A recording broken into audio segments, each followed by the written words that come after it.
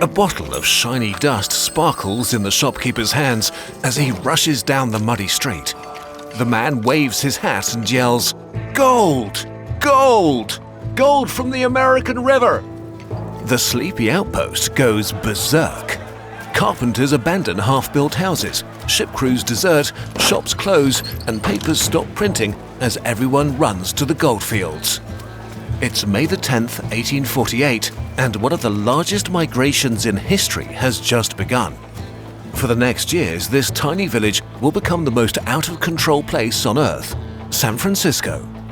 The man with the bottle, Samuel Brannan, watches the chaos he unleashed. It's part of a plan that will make him the richest man in California. The edge of the map. 3 years earlier, Brannan is serving as the highest-ranking Mormon in New York City, but he's already planning their escape. The Mormons' beliefs are clashing with the values of Protestant America, and their leader has just been brutally murdered by a mob in Illinois. Violence is spreading, and many are running for their lives. Brannan wants to evacuate his group west, beyond the reach of the US, and he's not the only one. In early 1846, he and over 200 fellow believers board a ship to sail around the Americas, hoping to build their religious sanctuary. They don't know that time is against them. The US government has its eyes on California as a Pacific foothold and trade post for Asia. But there's a small problem. It's not empty. Mexico has owned it since freeing itself from Spain in 1821. And owning is putting it a bit generously. Indigenous peoples have lived there for millennia, but in just the last 75 years, forced labor, violence and disease have halved their population from what used to be 300,000. For the US, this is convenient as a weakened population means less resistance. In early 1846, US troops cross the Nueces River and start a war. Meanwhile, Brannan's ship is rounding Cape Horn, and after 6 months, they reach the village that will soon be San Francisco. But US Marines have seized the outpost just 3 weeks earlier, and the dream of a Mormon sanctuary in California is dead on arrival. Other men would be devastated, but Brannan sees opportunity. Many pass through a key stop upstream, where a Swiss immigrant named John Sutter has been carving out his own empire on stolen land, brutally exploiting the forced labor of native people. An expanding frontier outpost, but short on supplies. Brannan steps in and opens a general store right at Fort Sutter's gates. And in early 1848, fate walks into his shop.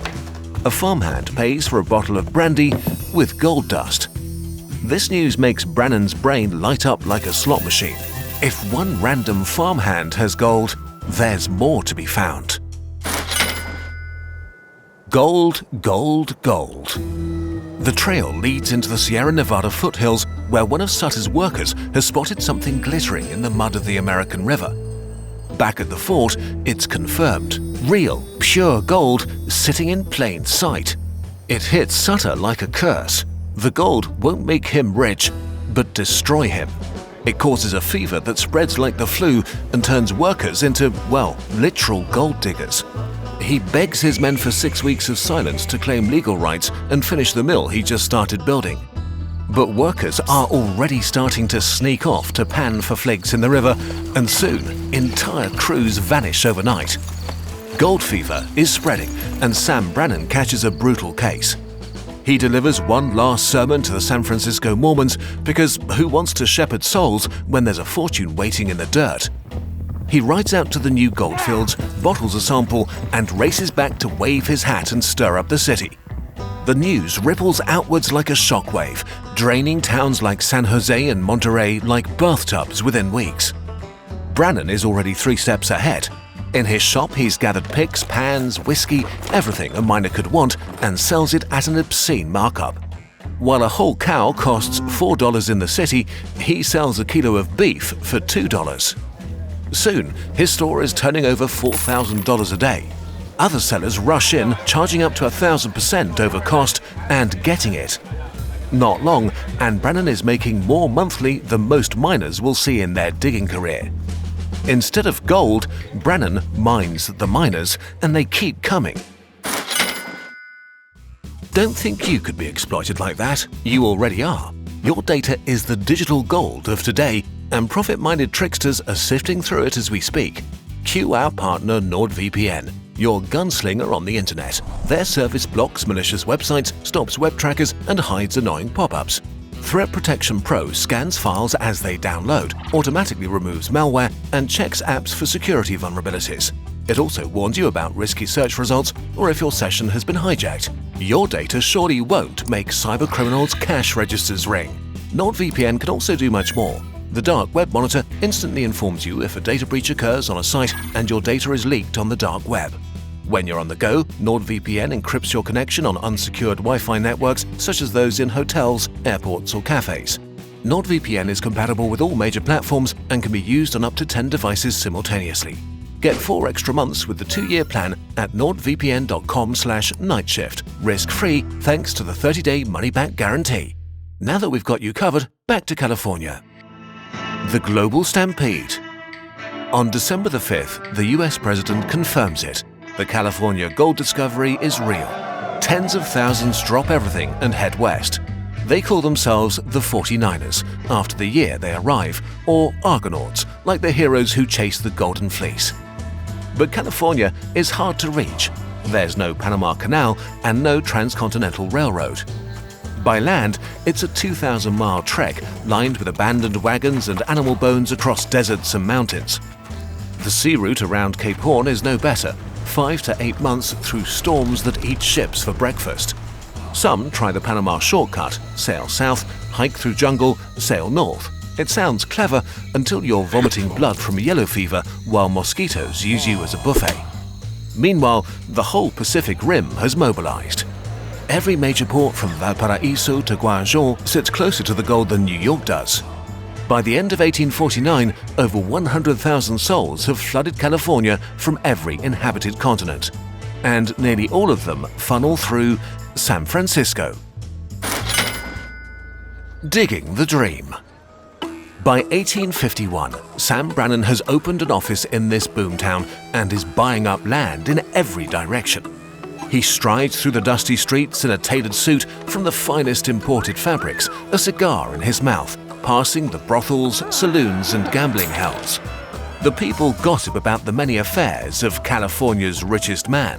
What his faith once held back, gold has let loose. The streets swarm with thousands of young men, armed and half-drunk, shouting in a dozen languages, chasing the golden fever dream. In 3 years, the city has grown from a few hundred to 55,000 people, many of them immigrants. And with almost no women around, gender roles bend out of necessity.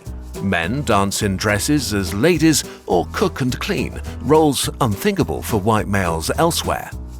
Brannan strolls past the harbour, barely glancing at the hundreds of ships left behind by crews who sprinted to the mines the moment they docked. Their dreams are his opportunity. From here, shipments bound for Brannan's stores are loaded onto boats and sent upriver to Sacramento, a new fast-growing city and main gateway to the goldfields, where he aggressively bought up riverfront land. In the foothills beyond, tens of thousands are tearing the earth apart like manic rodents.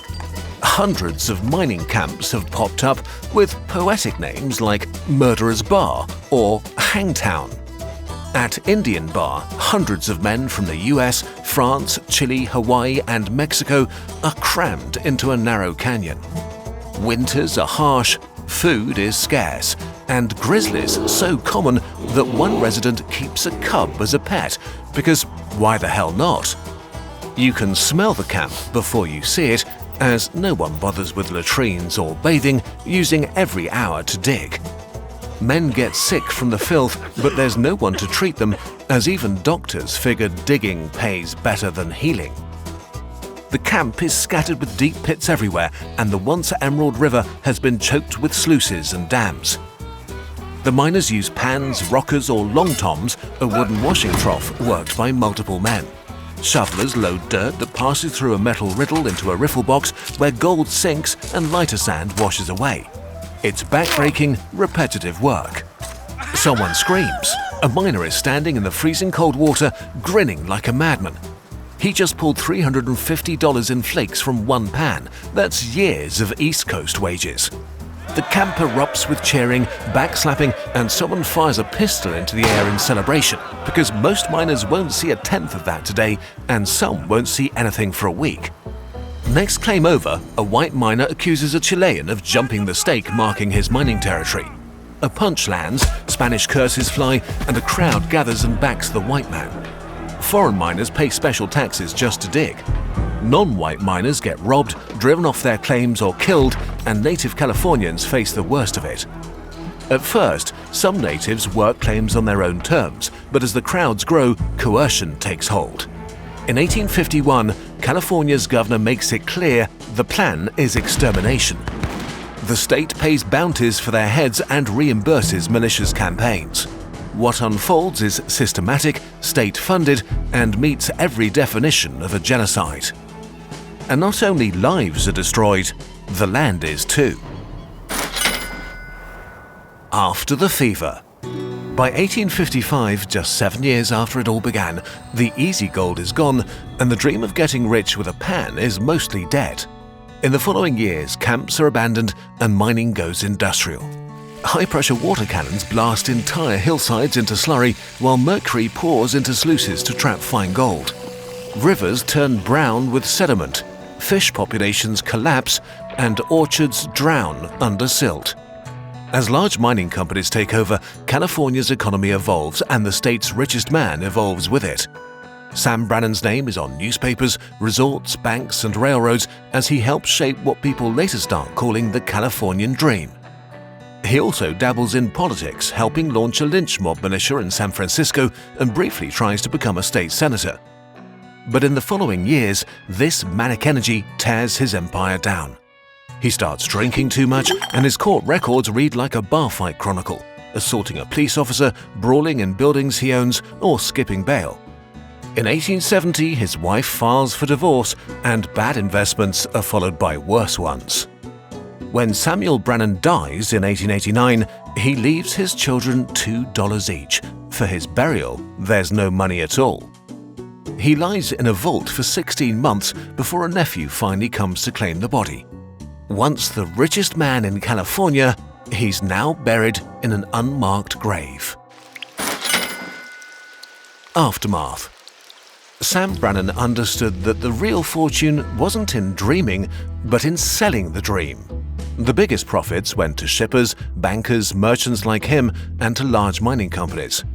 Most of the thousands that chased the golden promise of quick wealth and freedom didn't find what they came for. 1 in 12 lost their lives on the way to California, in the mines, or heading home. But many more stayed. By 1900, California's population had exploded to nearly 1.5 million, and it became one of the most ethnically diverse states in America. The human tsunami also birthed an infrastructure of agriculture, manufacturing, shipping, and finance that became a blueprint. Move fast, bet big, reinvent yourself. It's the same DNA that later builds Hollywood and Silicon Valley.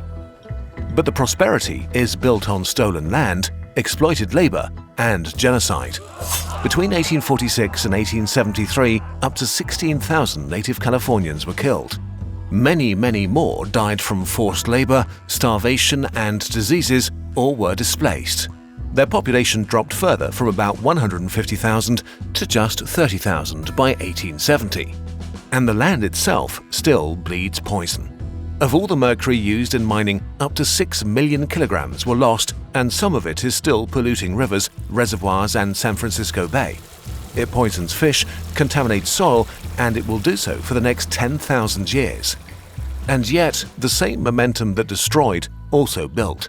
It reshaped a state through waves of migration, laid the infrastructure to connect a continent, and fueled an economy that transformed the world. All because we just can't resist digging up shiny rocks.